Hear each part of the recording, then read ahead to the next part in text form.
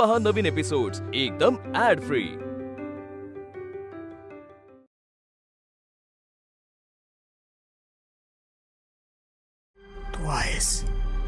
तू आहेस मला माहिती आहे। तू शरूची मैत्रीण झाली आहेस। यांना माझी चुणूक लागली म्हणजे आता माझ्यासाठी सगळं अजूनच कठीण होऊन बसणार। तुमच्यामुळे मी आणि माझी मुलगी या वाड्यात अडकलोय। त्या मुलीला खरंच मानसिक आजार आहे आणि तिचं आयुष्य धोक्यात आहे हे पटवून देणं माझं काम आहे। तुमच्या एका फोनमुळे ते माझ्यावर विश्वास ठेवायला तयार नाहीये। तिचं म्हणणं असतं की माझ्याबद्दल कोणाला कळलं तर माझी आई मला ओरडेल, म्हणून मग कोणी यायच्या आधीच ती लपते। मी सुद्धा लपून बघतो तिला, ती जेव्हा येईल तेव्हा। आज ती नाना आजोबांच्या रूम मध्ये येणार आहे। अरे आम्ही दोघींनी मिळून आजोबांच्या मनात काय चाललंय ते ओळखायचं ठरवलं।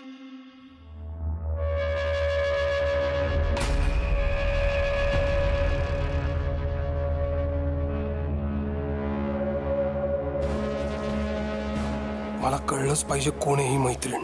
हिला नक्की शर्वरीचा गैरफायदा घेऊन काहीतरी मोठं साध्य करायचंय।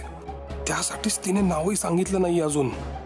ती कशासाठी तरी शरूचा वापर करतेय, पण मी हे होऊ देणार नाही।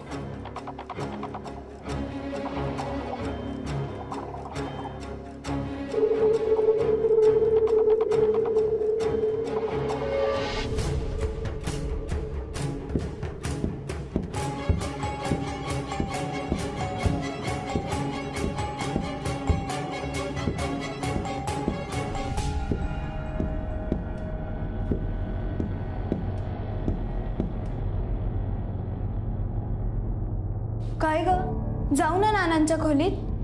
आणि तुझे बाबा कुठे आहेत? बाबा आज बरेच दिवसांनी वॉकला गेलाय, सो तू जा, तुझं काम कर आणि मग ये। आणि त्या तारा त्या कुठे आहेत? मी बघायला गेले होते तर ती वाढतच नाहीये।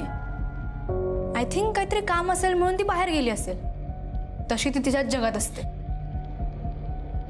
बरं ऐक ना, मी थांबू का तुझ्या इथे? मी अजिबात आवाज नाही करणार, एका कोपऱ्यात बसून राहीन। Please please. नाही, कोणीच थांबणार नाही, ठरलंय ना आपलं। ओके हां, मी ऐकते तुझं, पण ऐक ना, मी खूप प्रयत्न करून जमवलंय, बाबाला दुखवलंय। विभा सिस्टर आणि बाबामध्ये खूप गैरसमज झाले त्या सगळ्यावरून। तू प्लीज आजोबांशी नीट बोल ना, म्हणजे सगळे प्रॉब्लेम सुटतील।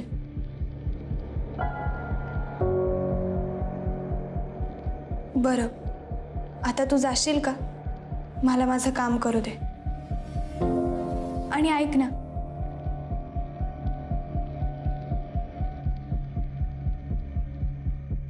शर्वरीने माझ्यावर डोळे झाकून विश्वास टाकलाय आणि मी तिचा गैरफायदा घेते।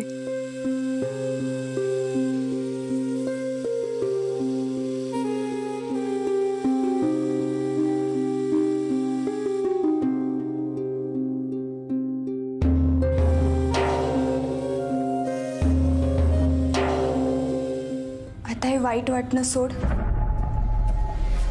आणि जे करायला आलीयस ते कर। आता इथे शर्वरी नाही आणि कोणीच नाहीये, ही संधी सोडता कामा नये। नानांना मारण्यात आता कोणतीही अडचण येणार नाही।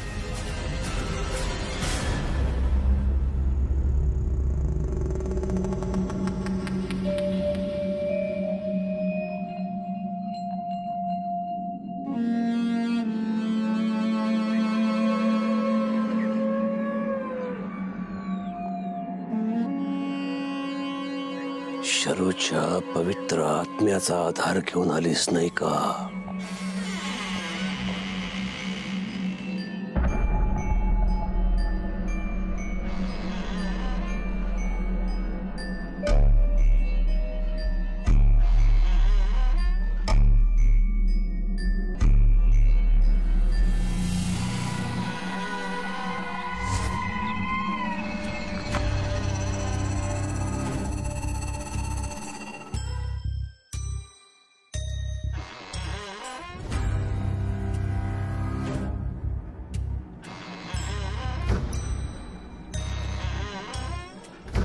तुमच्या प्रत्येक पापाचा हिशोब आता संपणार नाना।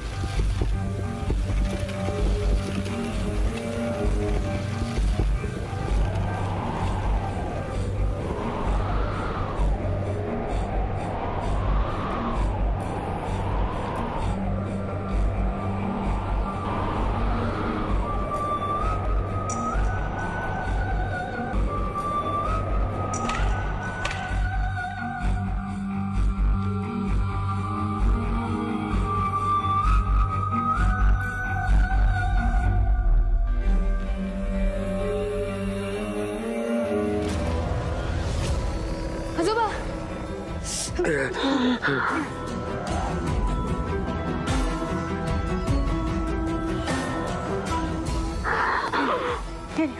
शांत हो, शांत हो, शांत हो. शांत हो, शांत हो.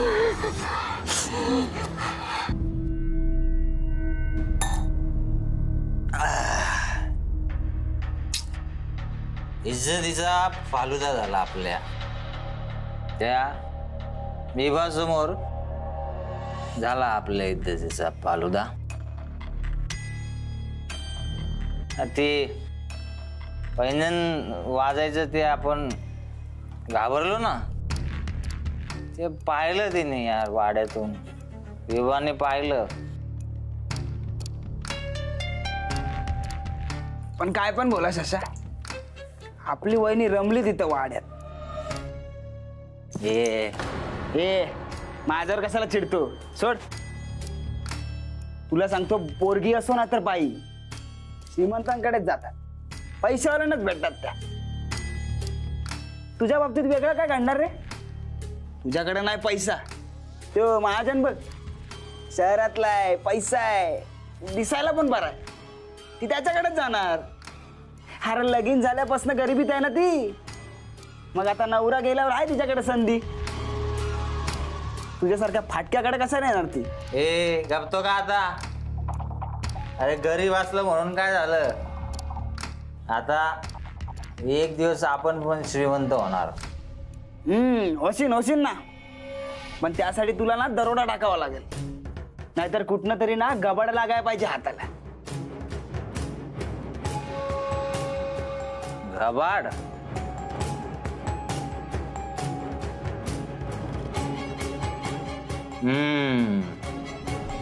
घबाड.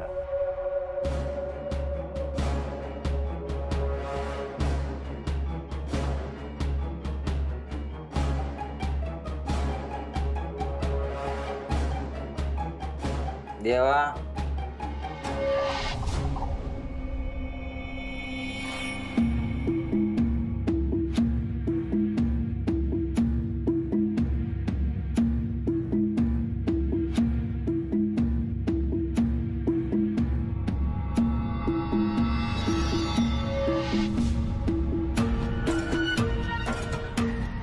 तुझा आशीर्वाद. कोण आहे? शशी, एवढं चला इथं काय करतोयस? देवाच्या पाया पडायला आलो होतो, आशीर्वाद घेऊया. आणि देवाच्या पायात ते बी रात्री?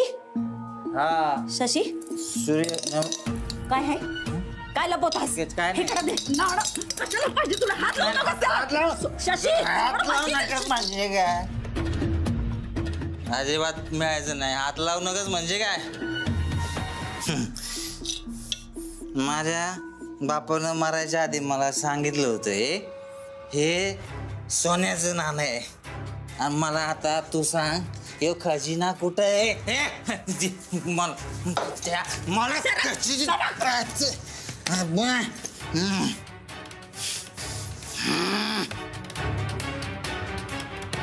मारणार नाही, श्रीमंत होणार आहे आता. आपल्याला गरीब नाही मारायचंय. मला ते नाणं दे, पैसे पाहिजेत मला. अरे घाबाडे रे, आपल्या सोन्याचं नाणं आहे.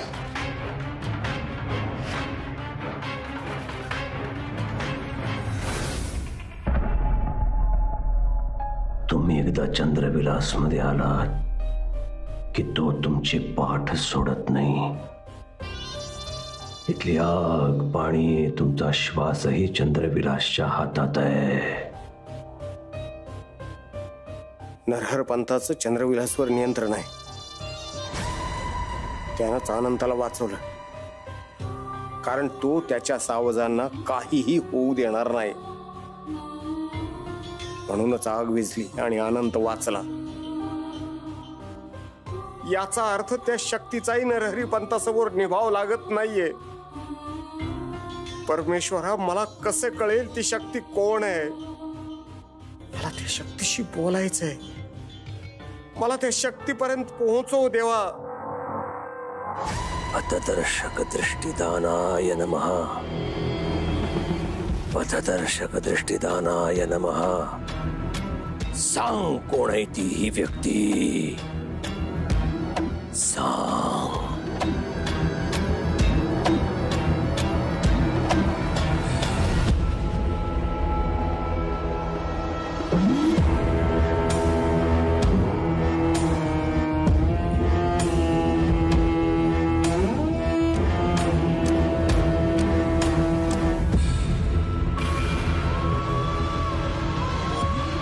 म्हणजे त्या दिवशी रात्री नानाच्या खोलीत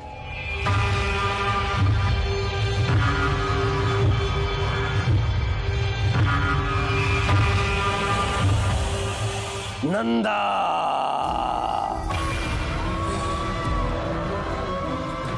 बरोबर ओळखला. नंदा चाफ्याचा गंधाला तेव्हाच मला कळायला हवं होतं. खूप लपलीस ग, खूप फसवलंस. नंदा लपायची सवय केली नाही तुझी पोरी. तुझा बळी गेला त्याचा बदला घ्यायला आलीस का? वा. पण खरं तर तुला खरा दोषी कोण आहे हे कळलंच नाहीये आणि कळणारही नाही.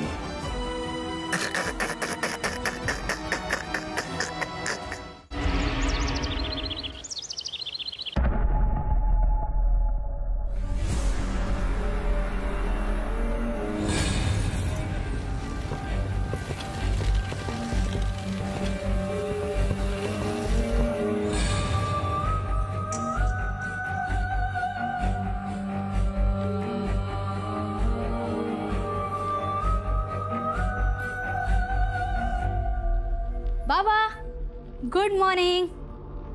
मी छान ब्रेकफास्ट आणलाय तुझ्यासाठी, म्हणजे मला जमेल तसा.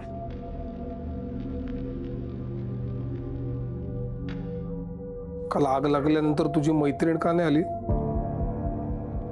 ती आली होती, पण मी पुढे काही सांगण्याआधी तू मला सांग, तू आजोबांच्या रूम मध्ये का आला होतास?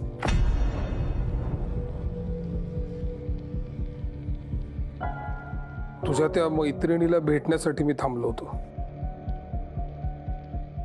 अच्छा, म्हणजे तुझाही विश्वास नाहीये माझ्यावर. आपलं ठरलं होतं ना,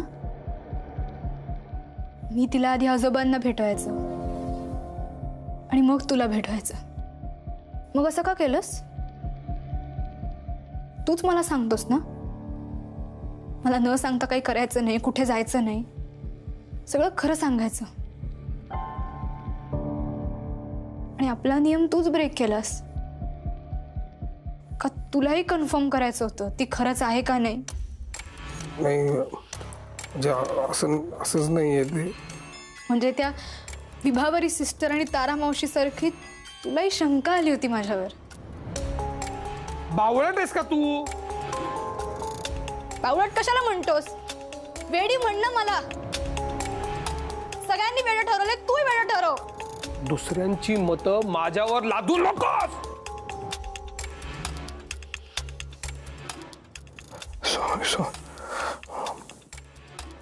सॉरी सॉरी सॉरी.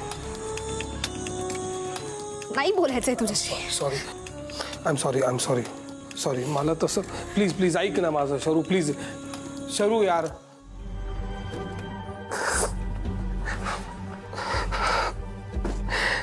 शरू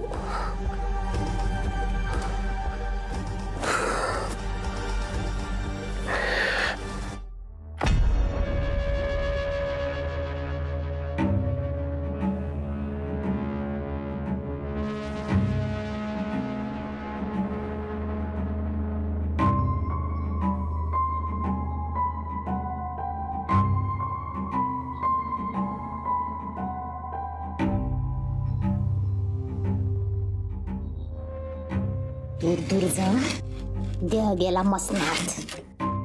कोलशाची काठी, सुतकाची वाट.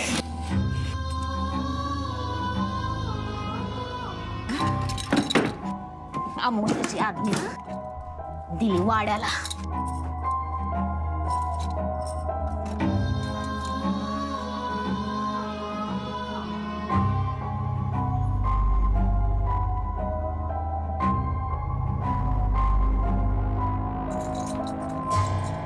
मावशी काय करताय तुम्ही? या कपड्यांचं काय करताय? शरीवरी माणसं बाद झाली ना की त्यांच्या वस्तू पण बाद केल्या पाहिजे. मरणानंतर या वस्तूंचा काय उपयोग नाही. या वाड्यात खूप लोक राहिली आणि मेली. हे ठेवून काय हासिल होणार आहे? हा शरीवरी ह्या वस्तू ना जाळून टाकल्या पाहिजेत. म्हणजे ना याचा वास गेला ना तर वाडा शांत होईल. हो जाळायला काय सांगताय? माझ्या आत्याचे कपडे आहेत ते. अय शरीवरी हे चाललं पाहिजे. हे चाललं पाहिजे म्हणजे कसं आठवणी अशा चालून जातील, खाकून जातील. आठवणी जाळायच्या नसतात, साठवायच्या असतात. तुम्ही जा. नाही ते तुम्ही स्वतःहून जाताय का मी हात लावू? शरीवरी हात नाही लावायचा. मी हात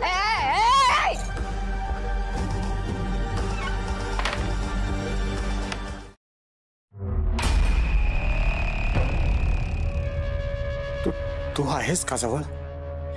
तुला माझा आवाज ऐकू येतोय का? आहेस ना तू? की तुलाही त्या नरहरपंताने नरहरपंत तू अजून किती छान. नाना काय करताय? काय करताय? आनंद आहे मी. नाना मला एक सांगा, शर्वरीच्या मैत्रिणीला तुम्ही बघितलंय ना? ती कशी दिसते? ती कसे कपडे घालते? काहीतरी सांगा मला. काल आग लागण्यापूर्वी ती रूम मध्ये आली होती. जे दरवाजा उघडला होता पण ती मला दिसली नाही. मला माहिती नाहीये. अहो मी तुम्हाला काहीतरी विचारतोय, असं काय करताय? उत्तर द्या ना. नाना तुम्ही आणि ती तारा या वाड्यामध्ये तुमच्याच डोक्यावरती काहीतरी परिणाम झाला असं वाटतं. अहो काय म्हणतोय मी? आता तिकडे कुठे बघताय नाना? अहो कळत नसेल तर खुणेनी तरी सांगा. काय